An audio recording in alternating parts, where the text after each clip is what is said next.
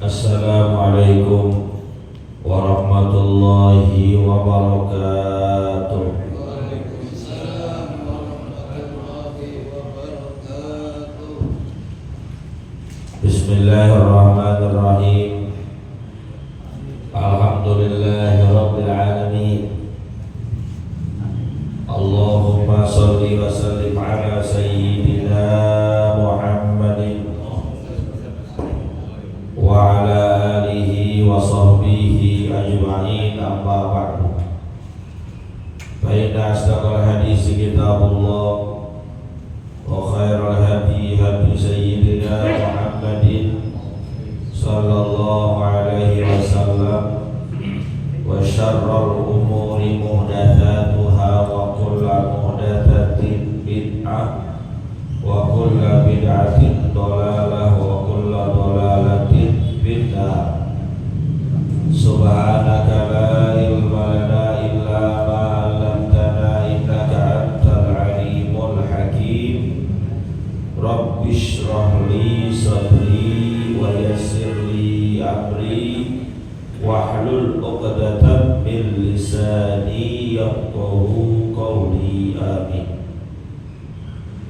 Yang sama-sama kita hormati dan muliakan para asatiz, para orang tua, para sesepuh, segenap pengurus dan jamaah Masjid Al-Anwar yang dimuliakan oleh Allah. Alhamdulillah kita masih bisa merasakan berbagai nikmat dan karunia pemberian Allah. Mudah-mudahan berbekal itu semua kita bisa menambah kualitas dan kuantitas amal ibadah guna dijadikan sebagai bekal menuju kehidupan akhirat nanti. Amin ya rabbal alamin. Kita awali pengajian ini dengan membaca suratul Fatihah. Kita niatkan pahalanya disampaikan kepada pengarang kitab yang kita kaji, yaitu Syekh Muhyiddin Abu Zakaria Yahya bin Syaraf An-Nawawi Ad-Dimashqi, juga kepada orang-orang yang telah berjasa mewakafkan harta dan tanahnya untuk kepentingan masjid kita ini, pada orang-orang tua kita, kakek nenek kita, sanak famili, saudara serta guru-guru kita yang telah meninggal dunia. Wabil khusus mereka yang pernah menyebarkan ilmunya di tempat kita, di antaranya almarhum al-maqullah Kiai Haji Ahmad Ribian Hidayat LC, almarhum al-maqullah Kiai Haji Abdul Rashid bin Haji Muhammad Siddiq, almarhum al-maqullah Kiai Haji Abdul Rahim bin Haji Muhammad Siddiq, almarhum al-maqullah Kiai Haji Anwar bin Haji Muhammad, almarhum al-maqullah Kiai Haji Abdurrahman bin Haji Salihun. Semoga Allah Subhanahu wa taala ampuni segala dosa dan kesalahannya. Allah terima amal ibadahnya, Allah jadikan kuburnya raudhah min riyadil jannah. Biniyatil kubur wa bijahir rasul. Al-Fatihah.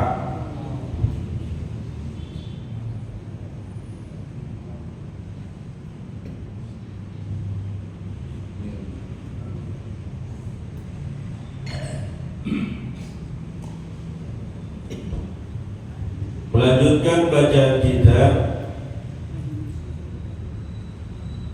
Bismillahirrahmanirrahim. Qala al-mu'allif rahimahullahu ta'ala anhu wa an Jabir radhiyallahu ta'ala anhu qala jaa'a a'rabiyyun ila an-nabiy sallallahu alaihi wasallam faqala ya Rasulullah mal mujibatani.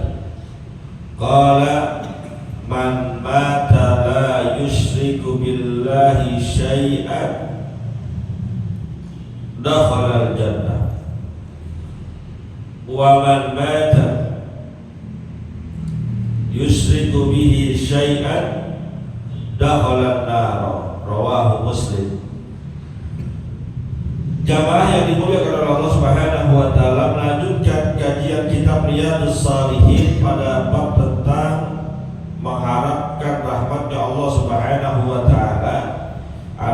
hadis dari sahabat Nabi yang bernama Jabir bin Abdullah radhiyallahu taala anhu, beliau menceritakan jaa a'rabiyun ila Nabi, datang orang Arab pegunungan kepada Nabi. Tekstur kota Mekah dan kota Madinah itu ada berupa lembah, ada yang berupa pegunungan. Nah, orang-orang yang tinggal di pegunungan ini jarang ketemu Nabi, karena Nabi tinggalnya bukan di wilayah pegunungan. Jadi kalau mereka datang ketemu Nabi, biasanya suka banyak nanya, dan kadang nanyanya rada aneh. Tapi orang-orang pegunungan ini sebetulnya hidupnya mewah, berkecukupan, bahkan termasuk kelompok yang banyak memberikan sumber komoditas bagi penduduk-penduduk yang bukan di pegunungannya. Nah, dia nanya nih, datang kepada Nabi kita Muhammad SAW, orang Arab pegunungan, bertanya kepada Rasulullah SAW, ya Rasulullah, mal mujibatan, dua hal apa yang pasti terjadinya, yang gak mungkin gak, yang gak ada pilihan lain pasti terjadi. Apa jawaban Nabi kita Muhammad SAW? Yang pertama, dua hal yang pasti terjadi. Man mata la yusyriku billahi syai'an dakhalal jannah. Siapa orang yang meninggal dunia tidak melakukan perbuatan syirik kepada Allah, beriman dengan sepenuh hatinya, dakhalal jannah, pasti masuk surga. Ini kepastian yang pertama. Beriman kepada Allah dengan sebenar-benarnya iman, meyakini Allah yang Maha Esa, tidak ada Tuhan selain Allah. Kemudian dalam kehidupannya la yusyriku billahi syai'an, tidak mensekutukan Allah baik secara langsung ataupun yang mirip-mirip. Secara langsung itu beranggapan ada Tuhan selain Allah, syirik loh. Seperti yang terjadi kepada bangsa Quraisy, mereka percaya adanya Allah. Orang Quraisy itu percaya adanya Tuhan. Karena dalam sebuah ayat Allah katakan, wala in sa'altahum man khalaqas samawati wal ard la yaqulunna Allah. Seandainya kalian tanya kepada mereka, siapa yang menciptakan langit dan bumi, pasti mereka akan menjawab Allah. Mereka yakin Allah itu ada.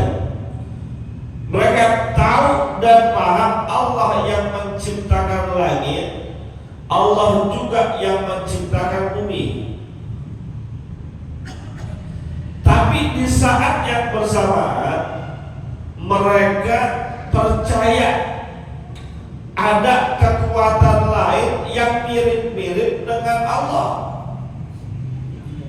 Maka mereka percaya dengan yang namanya berhala sebagai perwujudan dari Tuhan mereka. Mereka namakan berhalanya Latta, Uzza, Manat, Hubal. Orang Quraisy bukan gak percaya Allah, Tuhan percaya. Tapi di saat yang bersamaan dia percaya juga ada Lata, Uzza, Manat, Hubal dan lain sebagainya. Maka datang baginda Rasulullah SAW mengajarkan tauhid, Qul huwallahu ahad. Allah itu esa, nggak ada tandingannya, nggak ada sekutunya, nggak ada barengannya, nggak ada anaknya juga. Maka tauhid yang dibawa oleh Nabi kita Muhammad SAW memurnikan keimanan dan kepercayaan kita bahwa Allah itu tunggal esa, cuma satu, nggak ada barengannya. Itu tidak bisa diterima oleh kaum kafir Quraisy. Menolak mereka sistem ketuhanan yang diajarkan oleh tauhid yang dibawa oleh Nabi kita Muhammad sallallahu alaihi wasallam. Bahkan berhala mereka bukan hanya 4 itu doang, masih banyak lagi nama-nama berhala yang lain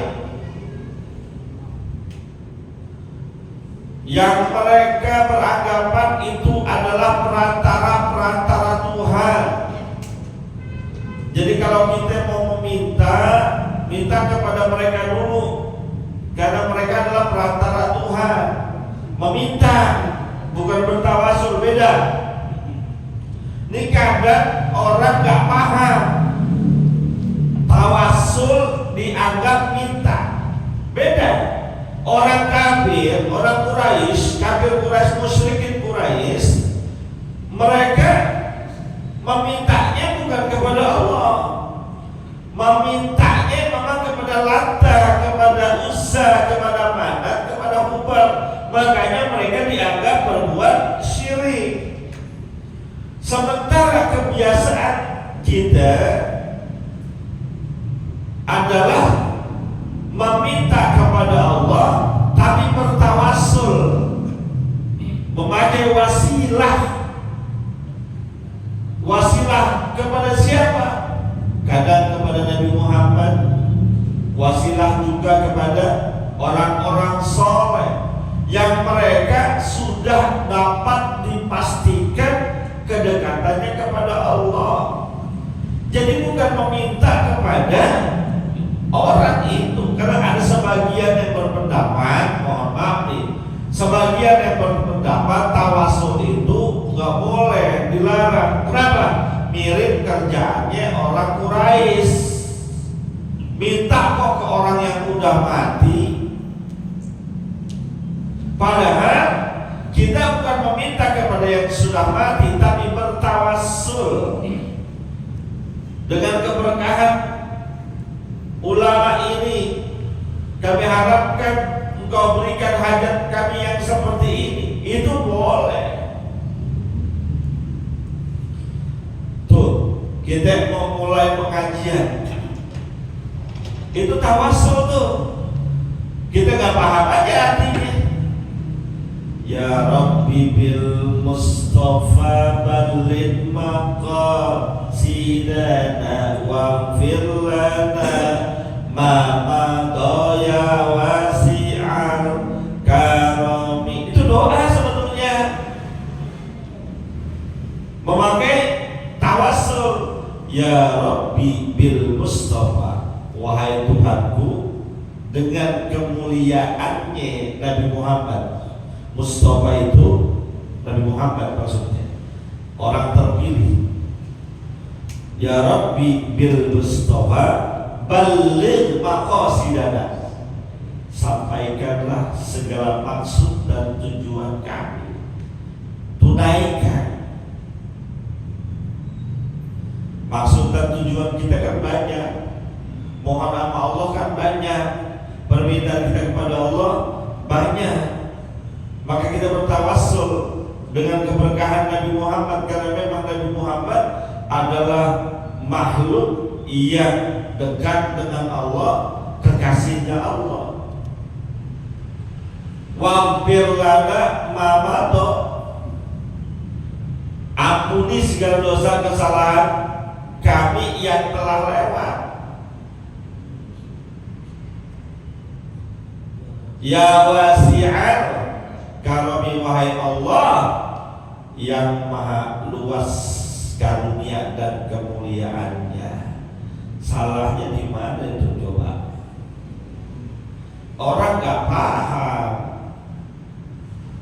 Tawasul dianggap sama dengan meminta, bukan.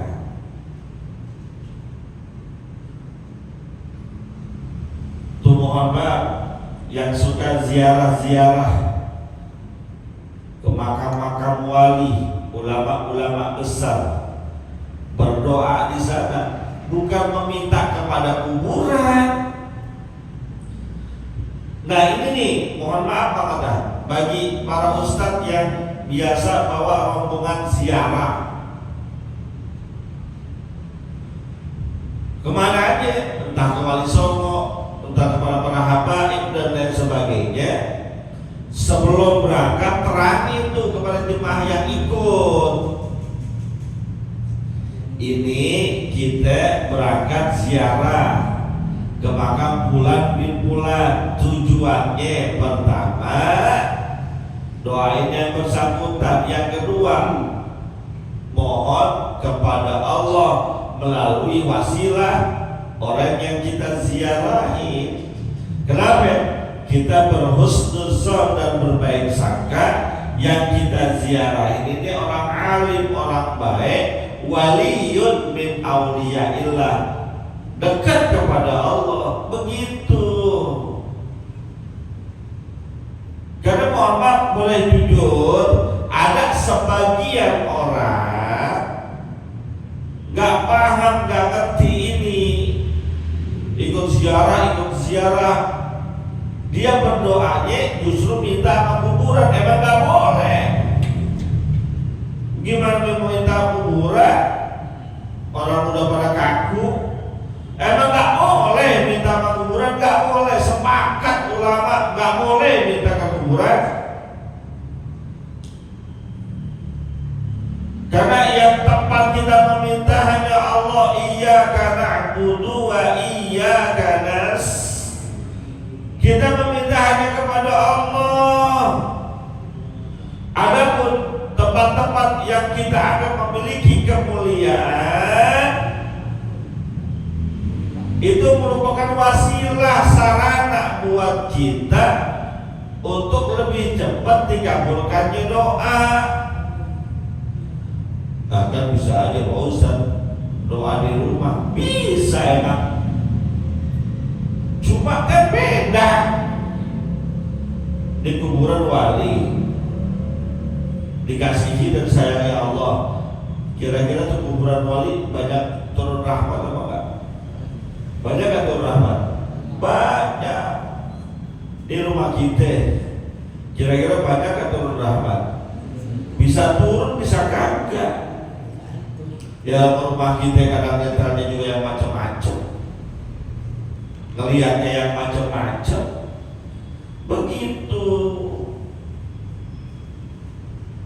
Jadi bertawassul itu boleh.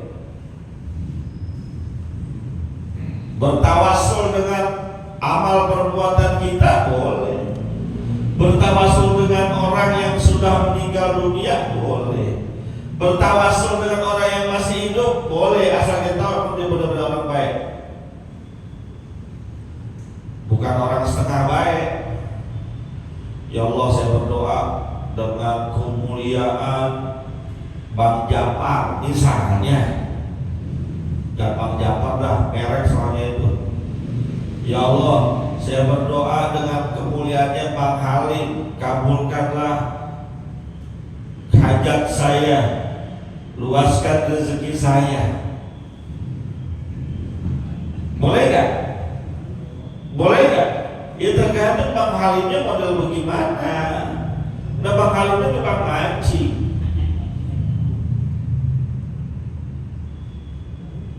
orang macam jarang sholat,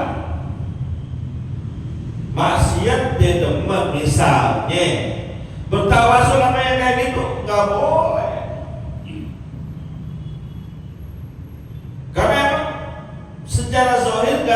kemuliaannya, tapi bertawassul kepada orang yang benar-benar baik. Kita tahu kebaikannya, bukan saja boleh, tapi sangat-sangat boleh. Karena sebuah riwayat kita temukan cerita ketika Sayyidina Umar bin Khattab radhiyallahu taala anhu memimpin salat istisqa, salat minta hujan. Di saat itu salah satu doanya Sayyidina Umar bin Khattab bertawassul kepada pamannya Nabi Muhammad yang bernama Abbas bin Abdul Muttalib.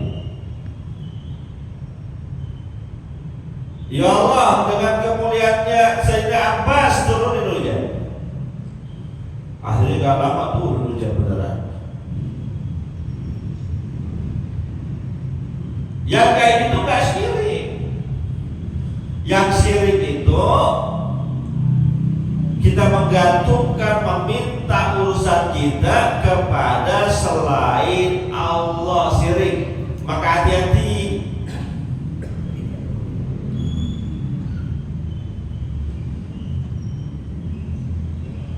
Jauhi perbuatan-perbuatan yang kira-kira mirip-mirip syirik. Jauhin.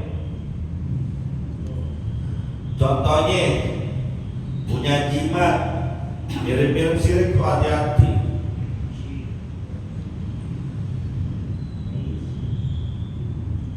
Tuh mohon maaf ya, film Pitung. Tahu film Pitung? Dalam episode yang ketiga, judulnya Pitung Banteng Betawi, ditembakkan ke bulu. Ada yang digantongin, saya kurang sependapat. Khawatir itu ada kesyirikan di situ.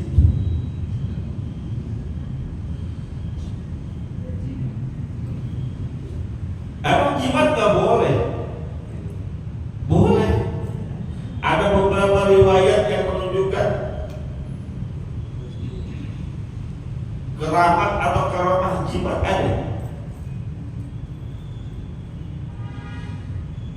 Tapi hati-hati, jangan sampai kita bergantung dengan itu. Terus saya ada pernah diijazahkan oleh almarhum al-maqbul Kiai Haji Abdul Hamid Abdul Halim Ad-Dari sebuah doa, nama ijazahnya ad-doa bil jaib. Doa itu dikantongin, dikecilin, dikantongin, tapi lebih bagus dihafalin. Bunyi doanya, Allahumma ahusni bi'ainika allati la tadat waqlubni bikaramika alladhi la yura warhamni biqudratika alayya anta sikoti warjai panjang. Ini saya belum ijazahin ya, atau belum, jangan main terima-terima aja. Ntar kalau Buya udah ijazahin, terima. Ini doa rahasia nih, gak semuanya. Saya jujur nih ya, coba cerita doang, tapi jangan main kopi itu aja. Gak semuanya murid-murid Abdul Hamid Abdul Halim Ad-Dari dapat ijazah ini. Antum kalau nggak percaya saya, silakan cek ke Buya Zaman, masih hidup beliau. Tanya Buya, emang ada doa ijazah dari Kiai Hamid yang doa itu dikantongin, bunyinya yang saya sebut tadi? Silakan cek. Jadi itu doa ijazahnya dikantongin, dan harus hati-hati kalau masuk WC, masuk mana itu dilepas gelampai kanan, masuk ke tempat yang kurang baik. Dalam riwayat, ini bukan dari Nabi tapi ya, ini tajribahnya ulama. Dalam riwayat tentang ijazah itu ada seorang ulama yang dibenci banget oleh penguasa. Ya mungkin ulama kebangetan berani kali, kebangetan berani, sehingga sering mengkritik pemerintah. Kan dari dulu ada aja begitu ya, ulama yang kritik pemerintah banyak ya. Itu biasanya kalau ulama yang kritik pemerintah biasanya dimusuhin tuh, biasanya ya difitnah, mau ditembak, diusir ke Arab, begitu biasanya tuh di negara sono sih, bukan di sini. Nah ini pemimpinnya nggak demen sama ulama tadi, akhirnya dipanggil pengawal dan pasukannya untuk dieksekusi pancung. Udah gede banget, saya pengen pancungnya di depan saya. Ternyata ketika dipanggil tuh ulama tadi, bukan langsung dipancung, justru tuh raja cium tangan pulang balik sampai minta maaf gemeteran. Kata tuh ulama, ada apa panggil saya? Enggak, kita kan sesama pemilik amanat dari Allah, yang satu punya amanat kepemimpinan, yang satu punya amanat keilmuan, harus saling kerjasama. Udah lama kagak makan, ngumpul aja kita makan. Habis makan mungkin diberkatin, mungkin juga diaplopin, gak jadi dipancung. Ya mungkin, ini saya bilang gak ada, cerita aslinya gak begitu. Karena Kiai Haji menceritakan gak begitu. Saya bilang mungkin, ya namanya diajak makan sama presiden ya kan, apa iya gak dikasih amplop? Biasanya dikasih ya. Jangan kan presiden, wali kota aja undang kita ngamplopin. Pulang tuh ulama tadi, ini para pengawalnya, pada menteri-menteri nanya, "Hei presiden, tadi sebelum tuh orang datang gemes banget, kayaknya pengen dicingkat tuh orang, pengen dipancung. Kenapa pas yang bersangkutan datang boro-boro nyincang, boro-boro mancung, boro-boro menggeleher, ngatain juga kagak, malah yang dicium tangan. Kenapa?" Apa jawabannya? Gimana saya mau mancung kepala dia? Orang di samping kanan kirinya ada pengawal, kayak disebutkan binatang buas, singa kali. 2 orang, 2 biji. Boro-boro saya mau mancung, deketin juga diterekam saya. Ijazah yang saya dapatkan, tapi saya belum ijazahin.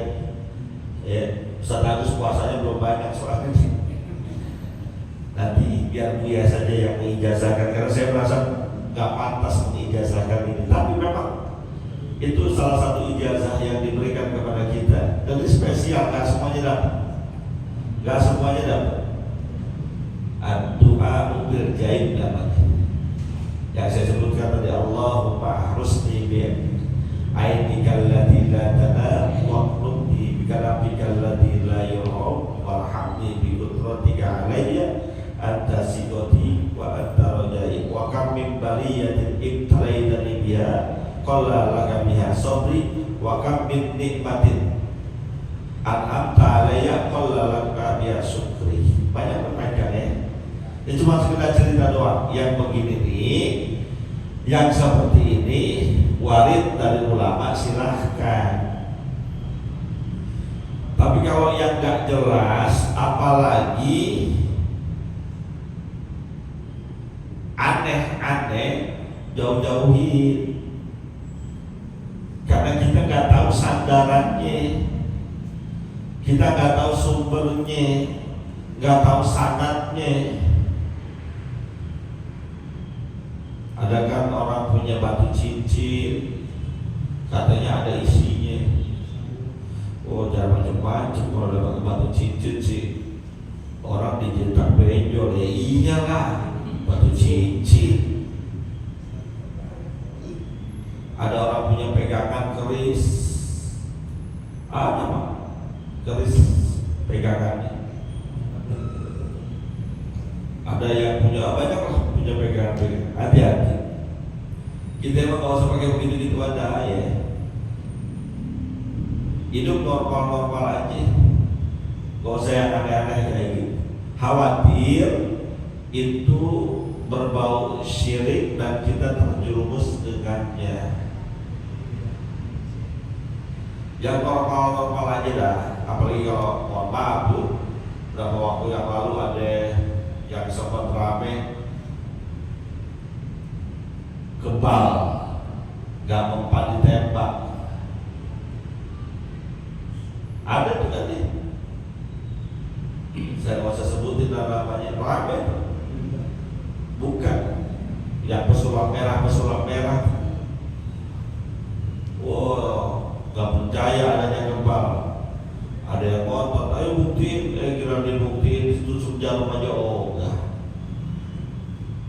Logikanya kalau kebal ditembak, ditusuk jarum juga nggak mungkin kan begitu. Ini lain lagi ilmunya, saya nggak percaya kebal begitu. Artinya coba kita buktiin gitu. Ada juga ilmu kayak gitu berasal dari setan.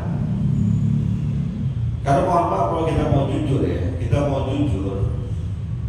kan Nabi kita Muhammad juga saat perang kena panah, berdarah.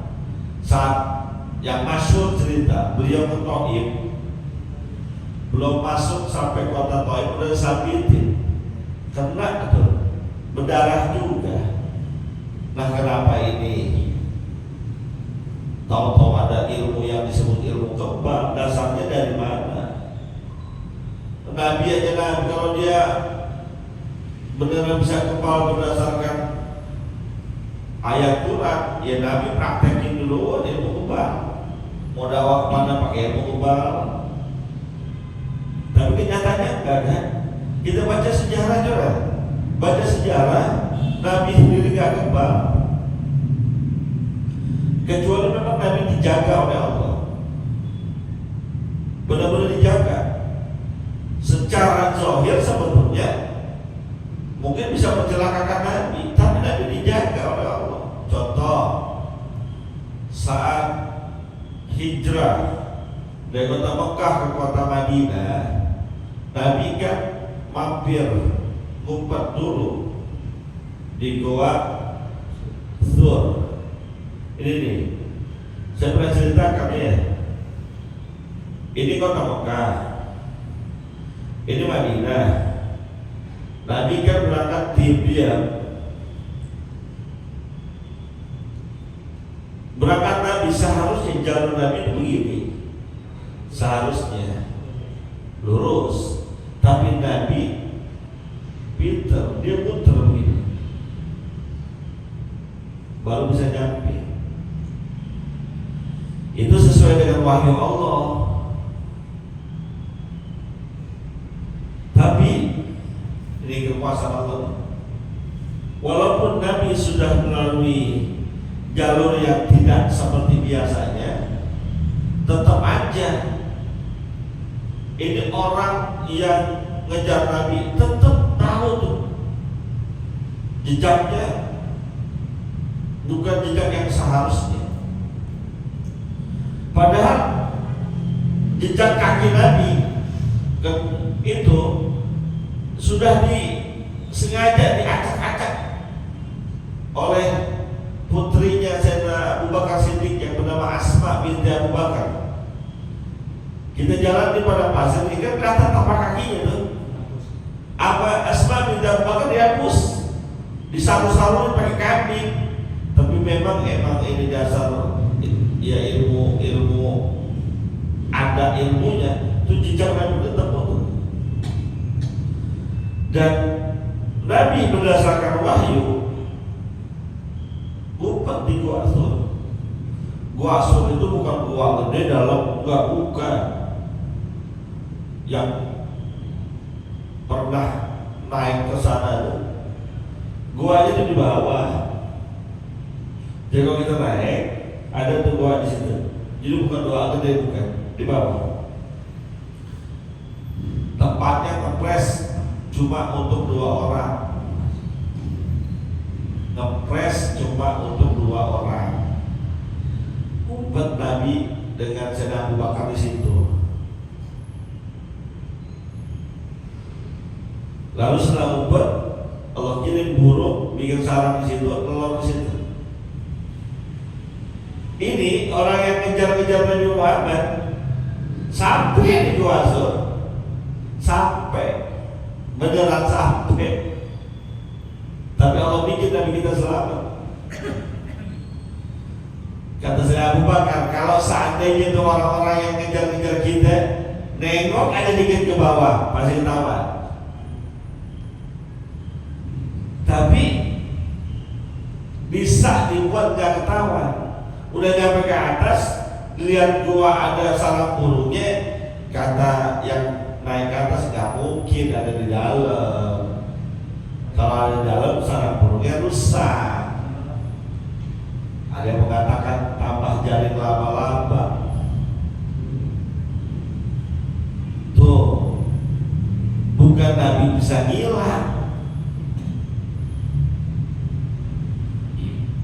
Ya walaupun ada yang ngajarin wajahna min baini aydihim sadda wa min khalfihim sadda ma'syainahum wa hum la yubsirun. Nabinya bisa hilang, bukan. Tapi memang Allah tutupin. Contoh lagi, Nabi Muhammad itu orang yang senang terima hadiah dari siapapun. Suatu ketika lagi di masjid begini, tadi masjid itu satu tempat, lagi sama sahabatnya, ada yang bawain makanan, perempuan Yahudi ternyata, benci, gendam, sebel sama Nabi. Nah makanan itu diracuni, dimasak, coba dicampur racun, racunnya ganas mematikan, yang siapapun kalau makan pasti meninggal. Nabi orang yang gak pernah ngecewain siapapun. Datang perempuan itu bawa makanan daging kalau nggak salah, diterima sama Nabi. Apa nggak pernah nolak hadiah? Karena Rasulullah SAW yaqbalul hadaya, Nabi kita itu menerima hadiah, diterima oleh Nabi. Setelah ngasih orang pergi, dan Nabi Muhammad bukan orang yang serakah, orang rakus. Dapat makanan, ada temannya yang gak dibawa pulang sendiri, diajak makan sama yang lain. Pak gunanya begitu, gunanya banyak orang begitu. Jadi kalau untuk makan ada racunnya, dia dulu makan. Kalau kita kan kagak lagi duduk di saya, Ustaz Agus, Ustaz Abdillah lagi duduk bertiga nih. Tak tahu ada yang bawain saya makanan kambing guling. Di tenda masih besar dia mau ke kambing guling barang sedikit. Kira-kira saya bawa pulang apa saya makan barang bertiga? Bawa pulang. Terus urusan sama gua. Udah di plastik. Makan di rumah, kita umumnya bawa pulang, saya dikasih ya kan, diplastikin. Nabi Muhammad enggak. Lihat sahabatnya emang ngedampingin juga dan lihat makanan, masa iya gak bagi, banyak makan. Sahabatnya dimakan sampai ditelan. Nabi Muhammad ketika sudah kunyah-kunyah dikasih tahu malaikat Jibril bahwa itu ada racunnya, maka dimuntahkan oleh Nabi Muhammad sehingga racun makanan itu gak sampai masuk ke dalam tubuhnya. Dan riwayat katakan tuh tadi tuh yang makan sambil ditelan gak lama meninggal dunia. Makanya jangan rakus-rakus jadi orang. Kalau lihat daging jangan ambil aja, jangan racun nih gitu. Karena makan apa nih? Nah, ada telur, ada ayam, ada daging. Ente pilih yang mana? Nih, ada 3 dampak nih. Telur, ayam, daging. Ente pilih mana? Awas ada racunnya. Tuh. Tapi di riwayat yang lain mengatakan sisa racun itu sempat tetap masuk ke dalam tubuh Nabi yang di kemudian hari menjadi penyakit yang akhirnya menyebabkan Nabi kita meninggal. Di riwayat yang lain disebutkan seperti itu. Tapi secara zahir sudah diselamatkan oleh Allah. Jadi Nabi gak kebal racun, Nabi gak kebal dibacok.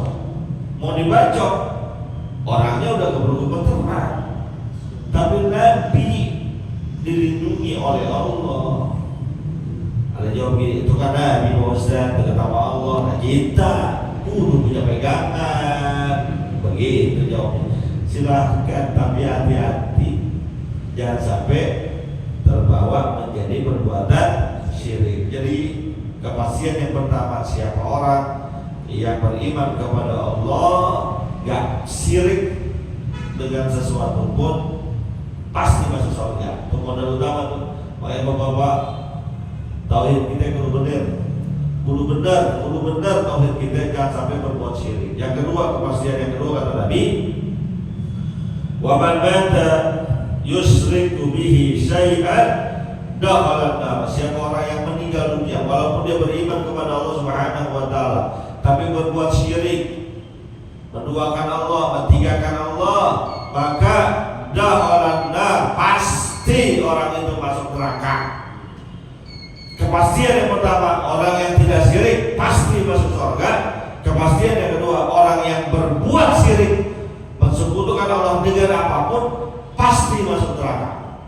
Dan berabenya orang yang berbuat syirik kekal selama-lamanya di nerakanya Allah Subhanahu wa taala. Mudah-mudahan Allah lindungi kita.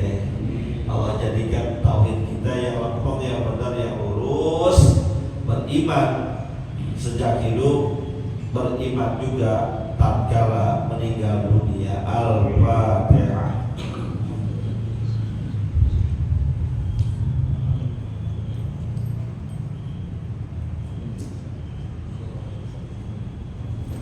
Qala Rasulullah sallallahu alaihi wasallam, Abdul Maqduh wa nabiyyun min qabli, la ilaha illallah.